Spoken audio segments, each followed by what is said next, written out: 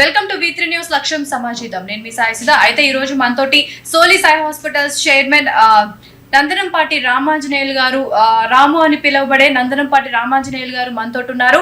ఒకసారి మనం ఆయన స్పెషల్ ఇంటర్వ్యూ తీసుకుందాం. నమస్తే సార్. నమస్తే అమ్మా. సార్ చెప్పండి, అసలు మీ బ్యాక్గ్రౌండ్ ఏంటి? ఫస్ట్ అసలు మీరు స్టడీస్ ఏంటి సార్? మీరు చిన్నప్పటి నుంచి మీ బయోగ్రఫీ అసలు స్టార్టింగ్ ఎక్కడి నుంచి స్టార్ట్ చేశారు, మీరు ఎక్కడ పుట్టారు అనేది. 1966లో తులసమ్మ, నందనంపాటి తులసమ్మ వెంకయ్య గారులకి 4వ పుత్రుడుగాను పుట్టాను. మాది గుంటూరు. అతి చిన్న సామాన్యమైన కుటుంబం. మేము 5గురు అన్నదమ్ములం, 2 ఆడపిల్లలు, మొత్తం మా అమ్మగారికి 7గురం. మా నాన్నగారు హార్ట్ అటాక్ తోటి నా అతి చిన్న వయసులోనే, అంటే నా చెల్లి పుట్టిన 1 సంవత్సరం, అంటే నాకు 5 సంవత్సరాల నుంచి 6 సంవత్సరాలప్పుడు నాన్నగారు చనిపోయారు. మేమందరం అప్పటి నుంచి ఇప్పటిదాకా అదే జాయింట్ ఫ్యామిలీతో ఉన్నాం. సరే, మరి మీ స్టడీస్ ఏంటి? నేను చదువుకున్నది 10th క్లాస్. చదివింది 10th క్లాస్ అని చెప్పకూడదు, ఎందుకంటే 10th క్లాస్ ఆల్ సబ్జెక్ట్ నుంచి మీరు ఇంత గొప్ప వ్యక్తిగా ఎలా ఎదిగారు? చదువుకి, సంస్కారానికి, తెలివితేటలకి ఎక్కడా సంబంధం ఉండదు. చదువుకుంటే మెచ్యూరిటీ వస్తుంది, ప్రపంచాన్ని చూడొచ్చు. చదువుకి, వ్యాపారానికి పెద్దగా చదువుకున్న, అంటే పెద్ద ఇండస్ట్రీస్ ఎవరు కూడా. నాది ఇంకొక డౌట్ ఏంటంటే, ఇప్పుడు మీరు స్వతహాగా కష్టపడి పైకి వచ్చారా, లేకపోతే వెనకాల మీ తాత ముత్తాతల ఆస్తి, మీ తండ్రి గారి ఆస్తి తోటి ఇంత దూరం వచ్చారంటారా? ఎందుకంటే ఓన్లీ ఒక 10th క్లాస్ తోటి ఇంతవరకు రావడం అనేది సాధ్యం కాని విషయం. ఎందుకంటే ఇప్పుడు ప్రెసెంట్ మనం చూస్తూనే ఉన్నాం జనరేషన్లో, డిగ్రీలు పీజీలు చేసి కూడా వాళ్ళ ఇళ్లలోనే ఉంటున్నారు, వాళ్ళ మేధస్సు ఉపయోగించినా కూడా రాలేకపోతున్నారు పైకి. దానికి మీరేమంటారు? చూడమ్మా, ఇందాక నేను నీతో మాట్లాడినప్పుడు ఫస్ట్ ఇంట్రడక్షన్లోనే చెప్పాను, మాది అతి చిన్నది కుటుంబం, సామాన్యమైన కుటుంబం. మా నాన్నగారు చనిపోయినప్పుడు మా పెద్దన్నయ్య గారికి 16 సంవత్సరాలు. ఏ రోజు పని చేస్తే ఆ రోజే, అంటే కరెక్ట్గా చెప్పాలితే రెక్కాడితే కానీ డొక్కాడదు అనే కుటుంబంలో మేము పుట్టాం. మాది ఫస్ట్ మా ఫ్యామిలీ పాత గోతాల బిజినెస్లో ఉంది. పాత గోతాల బిజినెస్ మా పెద్దన్నయ్య 16 సంవత్సరాలకే భుజాన్ని ఎత్తుకొని ఆ బిజినెస్ చేస్తూ మమ్మల్ని అందరినీ పెంచాడు.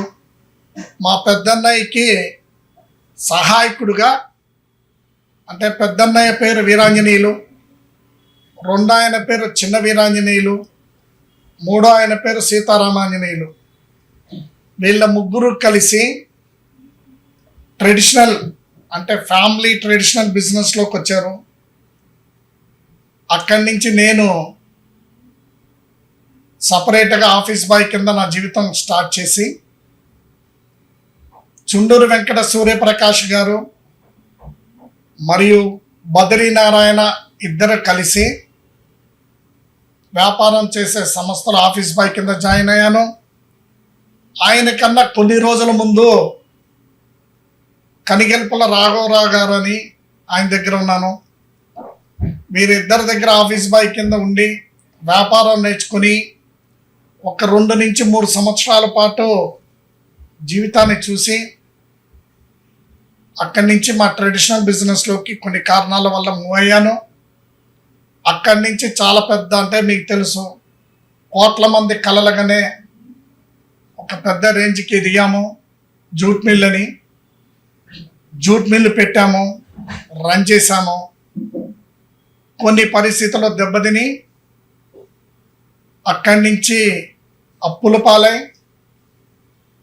హైదరాబాద్ వచ్చాము. హైదరాబాద్లోకి వచ్చి సంపాదించుకొని సాఫ్ట్వేర్ కంపెనీ పెట్టాము. పెట్టి డబ్బు సంపాదించి అప్పులు తీర్చి ఈ సామ్రాజ్యాన్ని విస్తరించాం.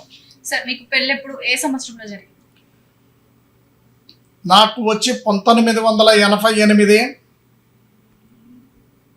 విజయవాడలో ఉన్న బెల్లంపల్లి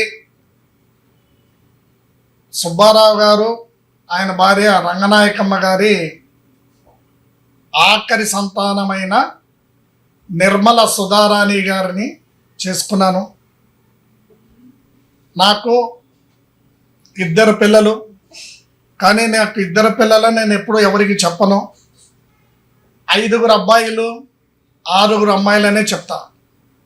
ఎందుకంటే మేము అందరం 5 అన్నదమ్ములం. 5 అన్నదమ్ములం ఒకే కుటుంబంలో ఒకే ఇంట్లో కలిసిమెలిసి ఉంటాం. మా అందరికీ ఒక అమ్మాయి ఒక అబ్బాయి.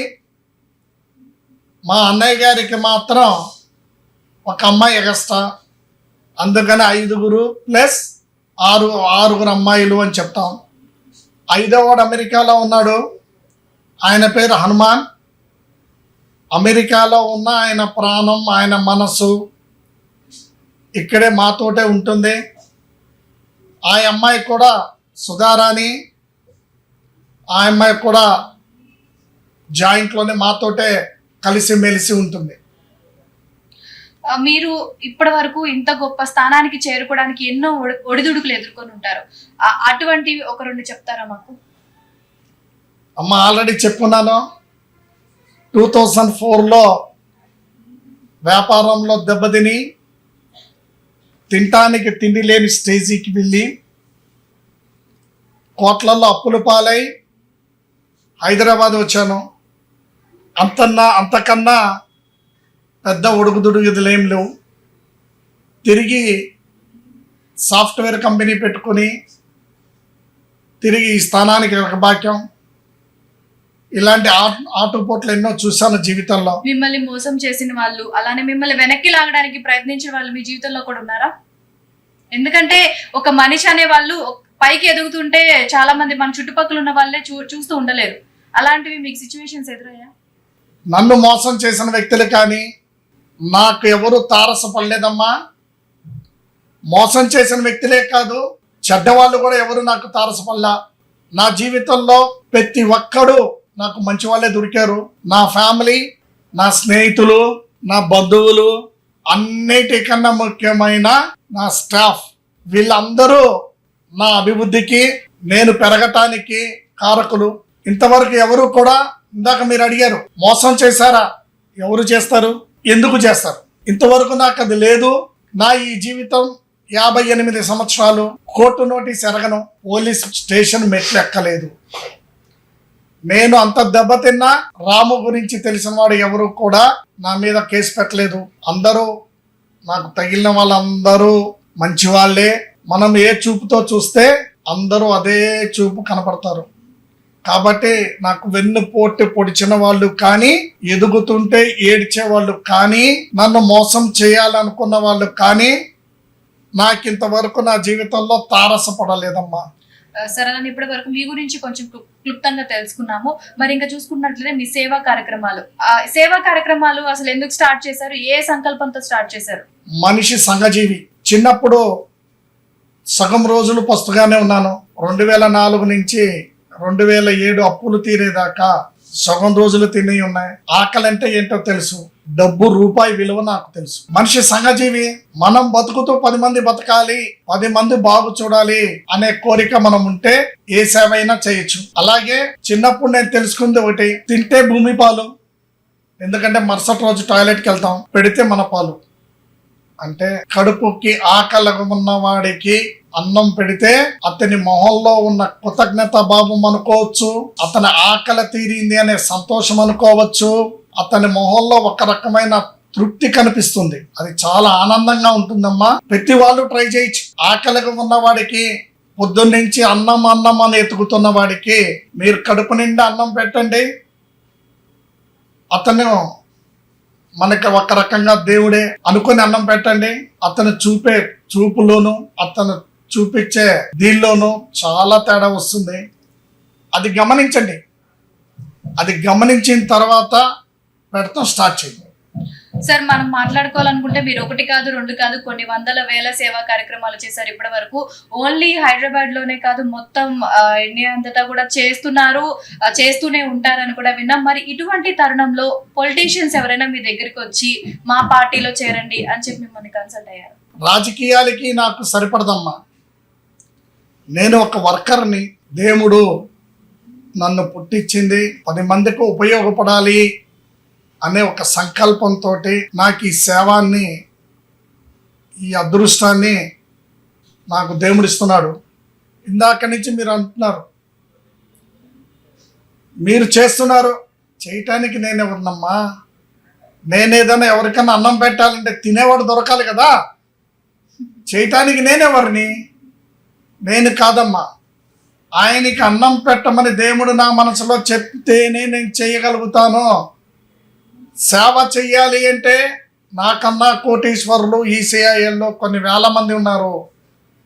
బట్ వాళ్ళకి నాకు తేడా ఏంటంటే, దేవుడు ఈ సేవ చేసే ఒక అదృష్టాన్ని నాకు ఇచ్చాడు. కాబట్టే నేను సేవ చేయగలుగుతున్నాను. నేను చేశాను అంటే నేను చేశానని కాదమ్మా, ఆ అదృష్టాన్ని దేవుడు నాకు ఇచ్చాడు, ఇస్తున్నాడు. ఇంకా ఇంకా ఇంకా ఇవ్వాలి అని నేను ఆ దేవుణ్ణి ప్రార్థిస్తున్నాను. ఓకే సార్, ఇప్పుడు మనం ఇందాక మాట్లాడుకున్నట్లుగానే పెద్దలు ఓన్లీ మతం, హిందూ మతానికి గౌరవించండి, హిందూ మతంలోకి రండి అని చెప్తున్నారు అని చెప్పారు కదా. అదే పెద్దలు అన్ని మతాలు ఒకటే అని చెప్తున్నారు కదా సార్, మరి దానికి మీరేం మాట్లాడతారు? చూడమ్మా, పెద్దలు అంటే మీకు తెలుసు, అంటే మత పెద్దలు అని పర్టికులర్ ప్రతి మతానికి అవసరం అంటారా? ప్రత్యేకంగా అందరూ మానవ జన్మ ఎత్తారు కదా, మానవులుగా ట్రీట్ చేయకుండా మళ్ళీ ఈ మధ్యలో మతాలు అనేది ఎందుకు పెట్టారంటారు? చాలా మంచి ప్రశ్న అడిగావు. మతం కానీ కులం కానీ కన్నా మనిషి, నాకు తెలిసి 2 కులాలు ఉన్నాయి. ఒకటి మంచివాడు, ఒకటి చెడ్డవాడు. మతం అనేది బతకడానికి, అంటే మనిషి సంఘజీవి, ఈ మనిషి తప్పు చేయకూడదు అని మనకి ఒక విగ్రహారాధన పెట్టాం. సేమ్ వారికి కూడా కొన్ని పద్ధతులు పెట్టాం. మనకి గీత అనుకోవచ్చు, వాళ్ళకి వచ్చి ఖురాన్ అనుకోవచ్చు, బైబిల్ అనుకోవచ్చు. కానీ ఆ మీనింగ్లు మారిపోయినాయి.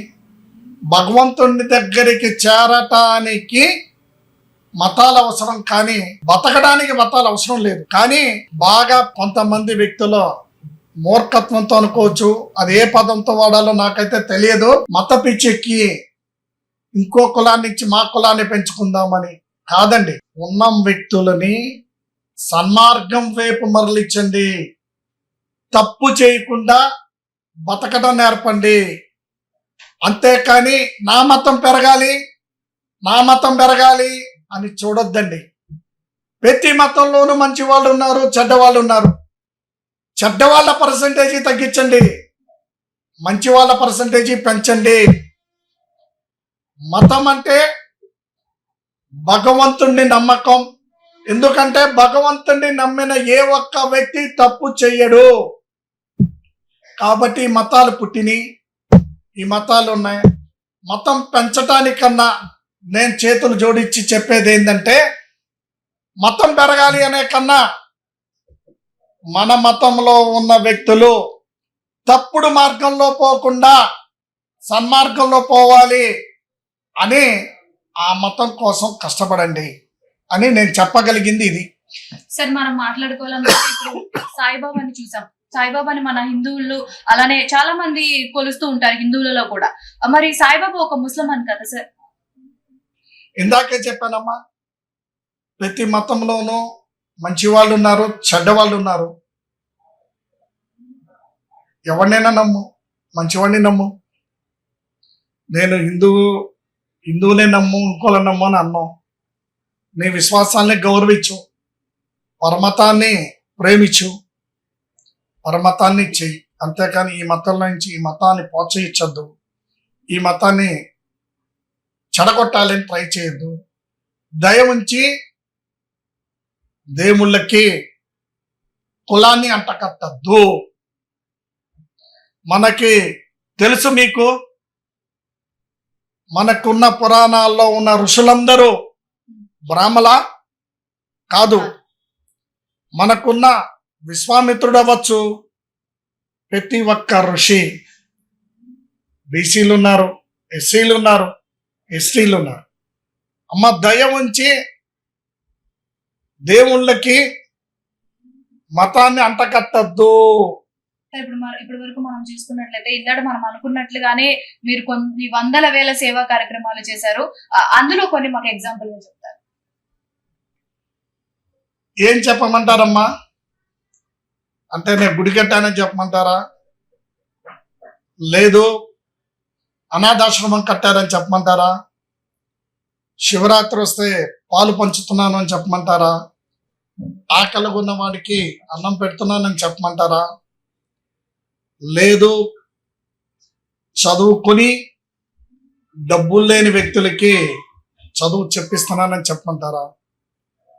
ఏది చేసినా సేవ, ఎంత చేసినా సేవే. సేవ అనేది ఒక అమృతం లాంటిది. అది తాగే కొద్దిగా తాగాలనిపిస్తుంది తప్ప నేను అది చేశాను ఇది చేశాను అని చెప్పి, అంటే మనకన్నా బాగా చేసిన వ్యక్తుల్ని నేను అవమానించ తలుచుకోలేదు.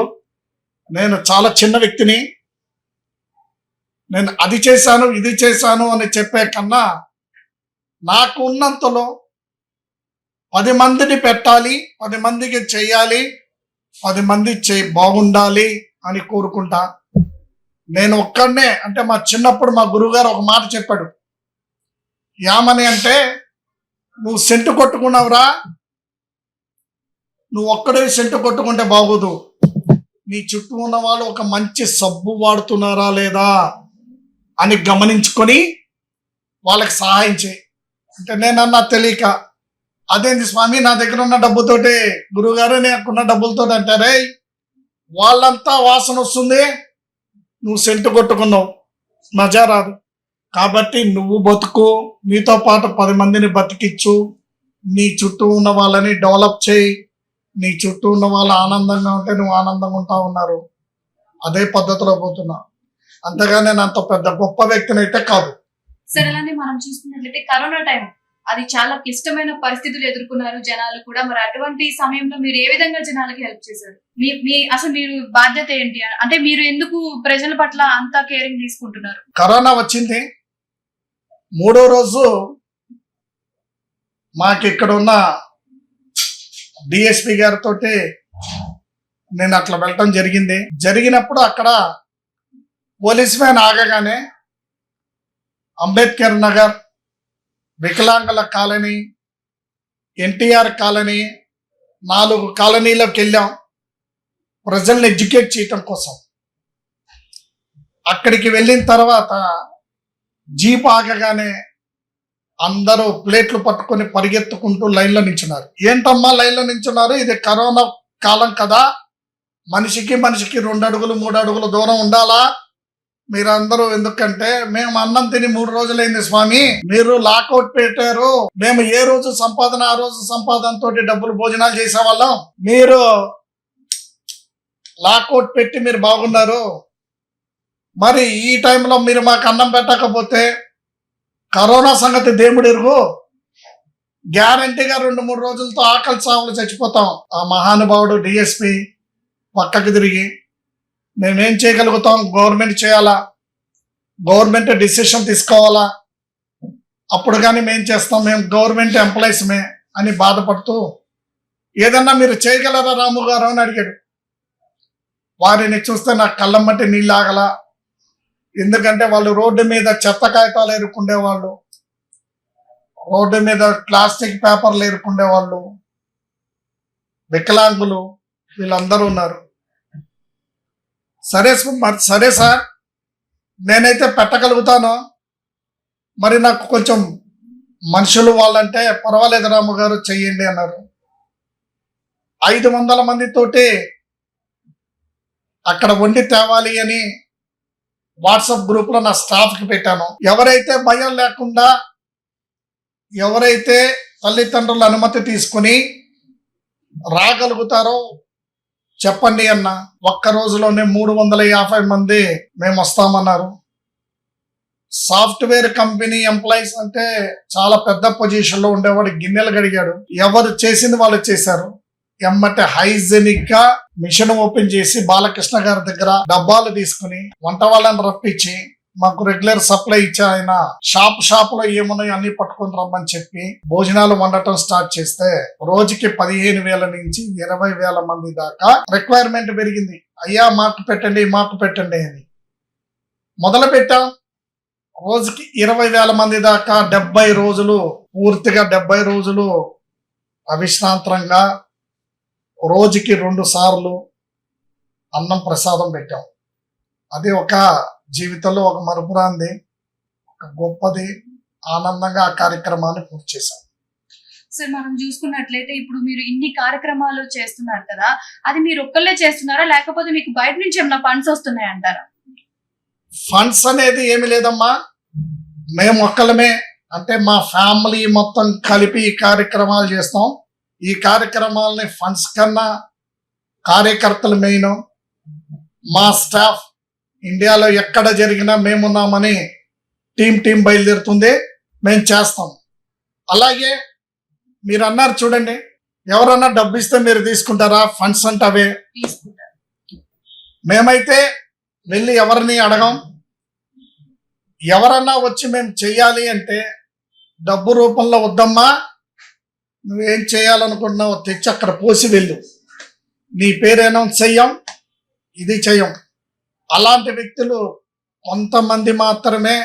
అది నామినల్, మేబీ 0.5% లోపలే ఉంటారు. ఎందుకంటే వాళ్ళని ప్రోత్సహించడం, వాళ్ళ మనసులోకి జ్వరబడింది, మేము చేయాలి అనే ఒక సత్సంకల్పం కలుగుతుంది. అలాంటి వాళ్ళని మేము డిసప్పాయింట్ చేయకుండా డెఫినెట్లీగా వాళ్ళు ఇచ్చిన దాన్ని తీసుకునే చేస్తాం. ఇప్పటి వరకు మీ సేవా కార్యక్రమాలు ఏవైతే ఉన్నాయో అవన్నీ చూసాం. మరి ఇప్పుడు మీరు మీ బిజినెస్ గురించి చూసుకున్నట్లయితే ఫస్ట్ మనం స్టార్ట్ చేద్దాము. ఫస్ట్ ప్రెసెంట్ మీరు ఎక్కడి నుంచి స్టార్ట్ చేశారు బిజినెస్? ఇప్పుడు మేము సోలి సాయి హాస్పిటల్స్ గురించి చెప్పండి.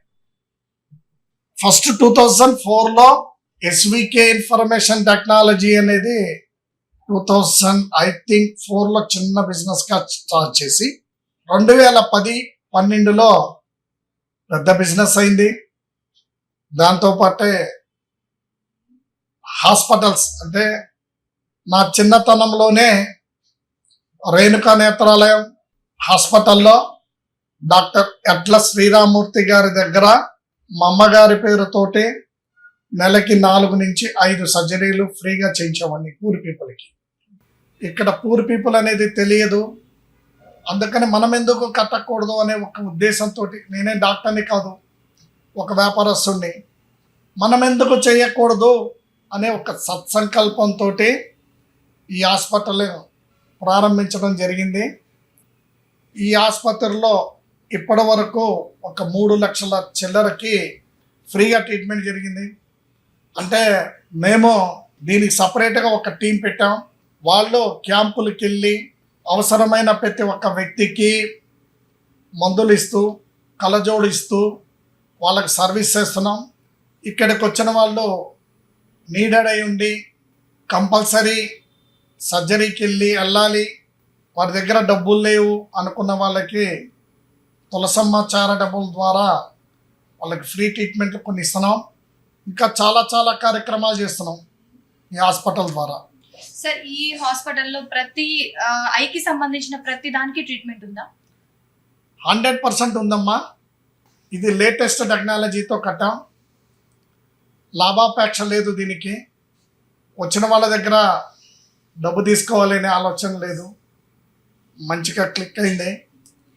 అంటే పెద్ద ఆసుపత్రులు అంటే ఎల్వి ప్రసాద్, సరోజినీలో ఏ అయితే డివిజన్లు ఉన్నాయో, ఏ అయితే ఇన్స్ట్రుమెంట్స్ ఉన్నాయో అన్ని లేకపోయినా ఆల్ అంటే అక్కడ 10-20 మంది డాక్టర్స్ ఉంటారు. మా దగ్గర ఒక్కొక్క డాక్టర్న ఆల్ డిపార్ట్మెంట్స్కి సంబంధించిన స్పెషలైజేషన్ డాక్టర్స్ కానీ ఇది కానీ ఉన్నారు. NABH అతి ఉన్నతమైన నాణ్యత కలిగిన హాస్పిటల్స్కి ఇచ్చే సర్టిఫికేట్ సౌత్ ఇండియాలో మొట్టమొదటగా నాకే వచ్చింది. ఆంధ్ర, తెలంగాణ, తమిళనాడు, కేరళలో నేను నెంబర్ 1. కర్ణాటకలో ఒకళ్ళకి వచ్చింది. కర్ణాటక స్టేట్ సదరన్ మొత్తం కలిపితే నేను నెంబర్ 2లో టెక్నాలజీ పరంగా కానీ హైజెనిక్గా కానీ కర్ణాటకతో కలిపితే నాది నెంబర్ 2 పొజిషన్లో ఉంది. మీరు చూసుకోవచ్చు, NABH వెబ్సైట్కి వెళ్తే మా కంపెనీ పేరు నెంబర్ 2, ఈ స్టేట్లలో నెంబర్ 1 స్థానాల్లో ఉన్నాం. సార్ నాది ఒక చిన్న డౌట్. సోలిస్ ఐ హాస్పిటల్ అని నేమ్ పెట్టారు దీనికి.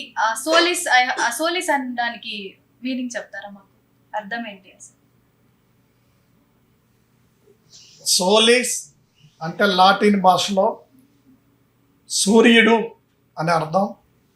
నేత్రానికి సంబంధించిన అధిపతి సూర్యుడు. సూర్య ఆసుపత్రి అంటే చాలా ఉన్నాయి. ట్రెడిషన్ని తప్పకుండా దీన్ని చెయ్యాలి అని సోలిస్ ఐ కేర్ హాస్పిటల్ అని పెట్టారు. సార్ మనం చూసుకున్నట్టయితే ప్రతి ఒక్కళ్ళ జీవితంలో మరపురాని వ్యక్తులు అనే వాళ్ళు ఉంటారు. అలా మీ జీవితంలో ఎవరైనా ఉన్నారా? నేను వీళ్ళని లైఫ్ లాంగ్ మర్చిపోలేను అన్న వ్యక్తులు, ఇష్టమైన వ్యక్తులు? ఉన్నారమ్మా. ఫ్యామిలీ పరంగా చూస్తే నా బలం కానీ నా స్ట్రెంత్ కానీ నా ఫ్యామిలీ. ఇందాక మీకు చెప్పాను కదా 5 అన్నదమ్ములం, 2 ఆడపిల్లలు అని.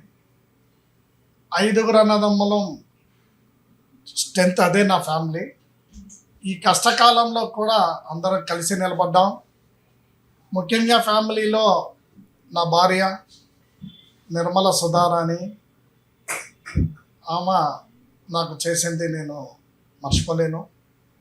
అలాగే నన్ను పెంచి పెద్ద చేసిన, ఉన్నతికి కారకమైన విద్య నేర్పిన మా పెద్దన్నయ్య వీరాంజనేయులు గారు ఈ మధ్యనే కాలం చేశారు.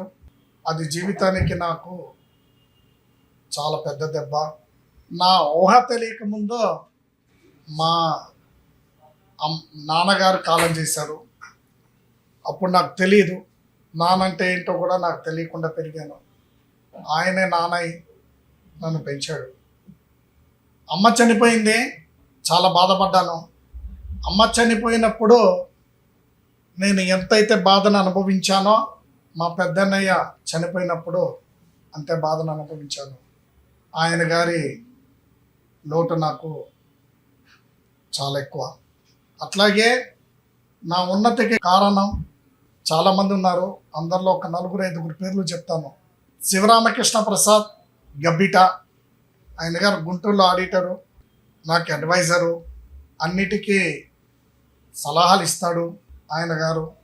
SY శ్రీనివాస్ అని లేబర్ కమిషనర్గా ఉన్నాడు, ఆయన గారు ఒకడు. నా వెంట ఉండి నా నీడ, అంటే నేను ఉంటే నా పక్కన ఉండే నా మిత్రుడు, చిన్నతనం నుంచి ఉన్న సుబ్బారావు విపర్ల, కష్టకాలంలో కూడా నా పక్కనే ఉండి నాతో ఉన్నాడు. అన్నిటికన్నా నాకు అతి ఇష్టమైన వ్యక్తులు 2. ఒకడు నా తమ్ముడు హనుమాన్, 2 నా పెద్ద కొడుకుగా పిలువబడే శ్రీమన్నారాయణ. వీళ్ళిద్దరితో నాకు అనుబంధం ఎక్కువ. వీళ్ళందరూ కోఆపరేషన్ తోటే. ఇక అన్ని కొడుకులు ఒకటే. వెంకయ్య బాబు పెద్ద కొడుకు, నా కొడుకు తులసిరామ్, శ్రీరంగనాథ్, వినయ్ కుమార్, వీళ్ళందరూ నా కొడుకులే. అందరిలో నాకు ఇష్టమైన వ్యక్తులు శ్రీమన్నారాయణ, నా తమ్ముడు హనుమాన్. వీళ్ళందరంటే నాకు చాలా ఇష్టం. నా ఉన్నతికి కానీ నేను ఈ స్టేజీలో ఉంటే తప్పొప్పులే చూపిస్తూ సహాయం చేస్తూ నా ఉన్నతికి కారకులయ్యారు వీళ్ళు. వీళ్ళని జీవితంలో ఎప్పుడూ మర్చిపోలేను. ఓకే సార్, మీరు ఇన్ని సేవా కార్యక్రమాలు చేశారు, చెప్పలేము అవన్నీ. వాటన్నిటికీ ప్రోత్సాహకాలు ఏమైనా లభించాయా మీకు? అంటే అవార్డ్స్?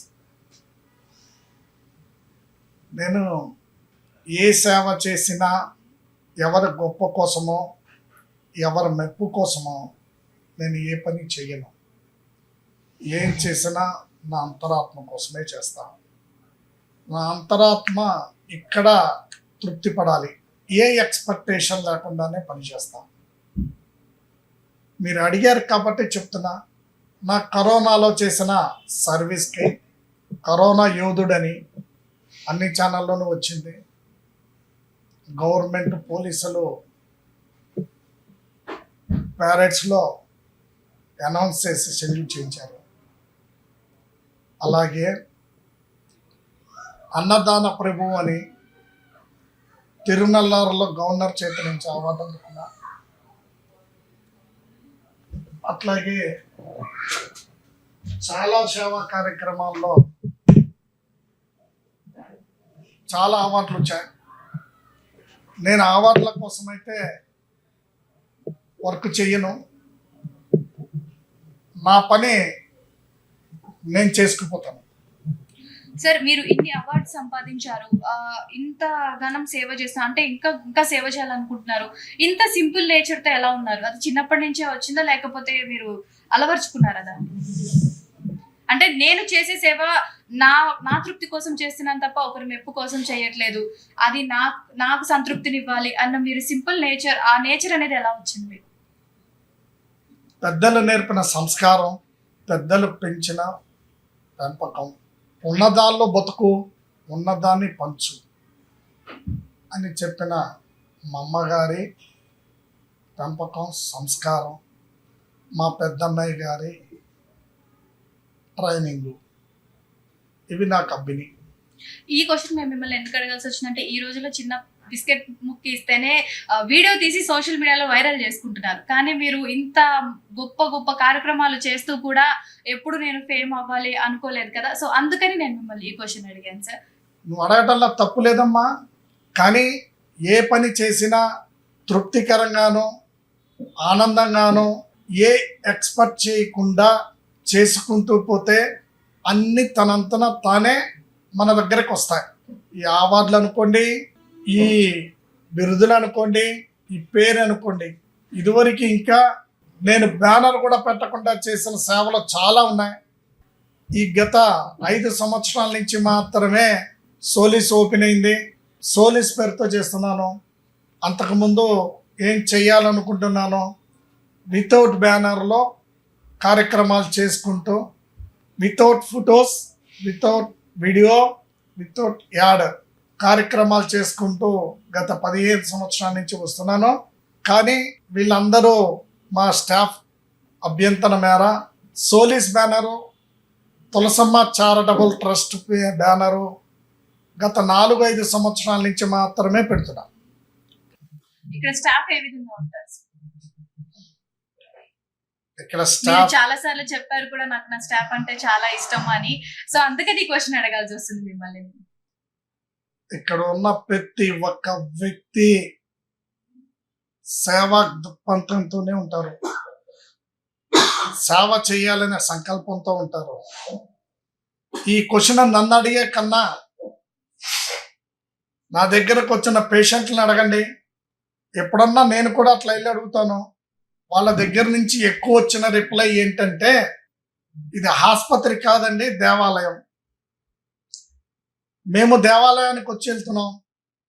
మీ స్టాఫ్ అందరూ మా అన్నదమ్ములు, మా అక్క చెల్లెళ్ళ కన్నా ఆప్యాయతతో పనిచేస్తున్నారు, సర్వీస్ చేశారు అన్న ఆ మాట మాకు చాలు. చూసారు కదా, ఇప్పటి వరకు ఆయన ఎన్నో సేవా కార్యక్రమాలు చేశారు, కొన్ని వందల వేల సేవా కార్యక్రమాలు చేశారు. ఆయన ఒక్కటే చెప్తున్నారు, ఇప్పటి వరకు నేను నా అంతటా నేను మాత్రమే నేను సంకల్పించి ఈ సేవా కార్యక్రమాలు నా చుట్టుపక్కల ఉన్న నా బంధుమిత్రులు కానీ, నా స్నేహితులు కానీ, నా స్టాఫ్ కానీ నాకు తోడ్పడి ఈ సేవా కార్యక్రమాలన్నీ చేయడానికి నన్ను ముందుకు నడిపిస్తున్నారు తప్ప నేను ఎటువంటి ఫండ్స్ ఇప్పటి వరకు తీసుకోలేదు. ఒకవేళ వాళ్ళు ఎవరైనా ఫండ్స్ ఇవ్వడానికి వస్తే మాత్రం నేను తప్పకుండా స్వీకరిస్తాను. అది కూడా నాకు డబ్బు రూపాన వద్దు, కానీ మీరు ఏవైతే ఇవ్వాలనుకుంటున్నారో అవి మాత్రం తీసుకొచ్చి ఇవ్వండి, కానీ నేను ఎక్కడ పేరు కూడా చెప్పను అని ఆయన చెప్తున్నారు. అలా తీసుకొచ్చి ఇచ్చే వాళ్ళు ఎవరైనా ఉంటే తప్పకుండా ఈ ఇంటర్వ్యూ చూసిన తర్వాత అయినా ఒకసారి ఆయనని కాంటాక్ట్ అవ్వండి. అలానే చూసారు కదా, ఇది ఇవాల్టి special interview. Thank you so much sir, ఇంత చక్కగా వివరించారు. మీరు ఎటువంటి ఏది ఆశించకుండా ఈ రోజుల్లో ఇప్పుడు జనరేషన్ లో ఏది నాకు పదవి వద్దు ఏమి వద్దు, నేను పొలిటికల్ గా కూడా ఎటువంటి వైపుకి నాకు ఆసక్తి లేదు అని చెప్పి ఏది ఆశించకుండా ఓన్లీ దైవ భక్తితోనే నేను ప్రజలకి ఏదో ఒకటి చేయాలి, సేవ చేయాలి, నా వంతు నేను కృషి చేయాలని ఇంత దూరం వచ్చారు. ఇంకా మీరు ముందు ముందు ఇంకా పైకి వెళ్ళాలని చెప్పి మేము మనస్ఫూర్తిగా కోరుకుంటున్నాం సార్. V3 న్యూస్ తరపు నుంచి ఇలాంటి సేవా కార్యక్రమాలు మీరు ముందు ముందు చేయాలని కోరుకుంటున్నాం. ఎందుకంటే మీరు కరోనా టైంలో చేసింది మామూలు సేవ కాదు సార్, అందరికీ తెలుసు, అందరూ చూశారు. అటువంటి సేవా కార్యక్రమాలు ఇంకా ఎన్నో చేయాలని, ఎవరికైనా ఆపద వస్తే ముందు మనకి రాము గారు గుర్తు రావాలనేంత స్టేజ్ కి ఇంకా మీరు ఇంకా ఎదగాలని చెప్పి మేము మా V3 న్యూస్ తరపు నుంచి మనస్ఫూర్తిగా కోరుకుంటున్నాం sir. Thank you so much. మీలాంటి ఒక స్పెషల్ పర్సన్ ని ఇంటర్వ్యూ చేసినందుకు మేము చాలా హ్యాపీగా ఫీల్ అవుతున్నాం సార్. నమస్తే అమ్మా.